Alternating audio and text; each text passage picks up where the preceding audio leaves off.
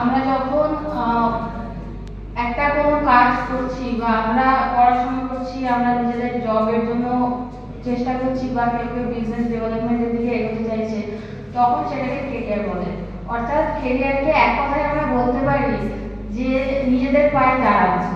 এবার কেরিয়ার ডেভেলপমেন্টের জন্য আমাদের কি করতে হবে?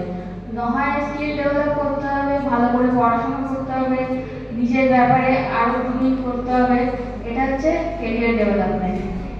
কিন্তু আনফরচুনেটলি অনেকেই এখানে কেরিয়ার ডেভেলপমেন্টটাকে সেইভাবে ইম্পর্টেন্ট দেয় না। তার কারণ হচ্ছে ভাবে যে আমরা এইভাবেই কলেজে আছি, পড়াশোনা করছি, কলেজে একটা জব দিয়ে দেবে, আমরা নিজেদের পায়ে দাঁড়িয়ে যাবো, কিন্তু সেই ব্যাপারটা নয়।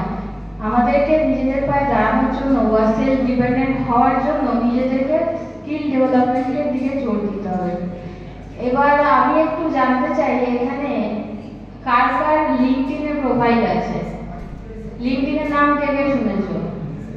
কেউ শুনেছো লিঙ্কডইনের নাম? হ্যাঁ, ও শুনেছে। ও ছাড়া কেউ লিঙ্কডইনের নাম শোনোনি? লিঙ্কডইন বলে একটা সোশ্যাল মিডিয়া সাইট আছে, কেউ জানো লিঙ্কডইন? কেউ জানে না? পেছনে আরেকজন আছে। তোমার নাম কি? হ্যাঁ, তোমার নাম কি? নীলাম্বর। তো এই ক্লাসের মধ্যে যারা যারা আসো তার থেকে সব থেকে এগিয়ে আছে ও। তার কারণ হচ্ছে ও লিঙ্কডইনে প্রোফাইলটা কি করে ক্রিয়েট করে অন্তত জানে।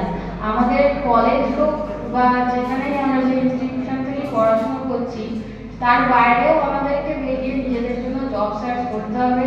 আর সেই জবটা নিজেদের স্কিল ডেভেলপমেন্ট করে সার্চ করতে হবে।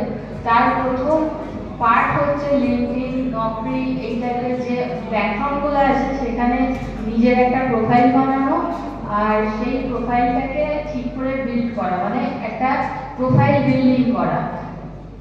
তো সেটা হচ্ছে first of all part. Second of all হচ্ছে আমরা লিঙ্কডইন ছাড়াও নিজেদের স্কিল ডেভেলপমেন্টের জন্য আমাদের কলেজ যা হেল্প করছে, অবশ্যই মানে কলেজের স্যাররা ম্যাডামরা যা পড়াচ্ছেন, তার বাইরে বেরিয়েও তোমরা যদি কিছু জানতে চাও, কিছু শিখতে চাও, তাহলে কোর্সেরা, ইউডেমি, এই টাইপের যে কোর্সগুলো, এই টাইপের যে প্ল্যাটফর্মগুলো আছে সেগুলোর মধ্যে দিয়ে পড়তে পারো।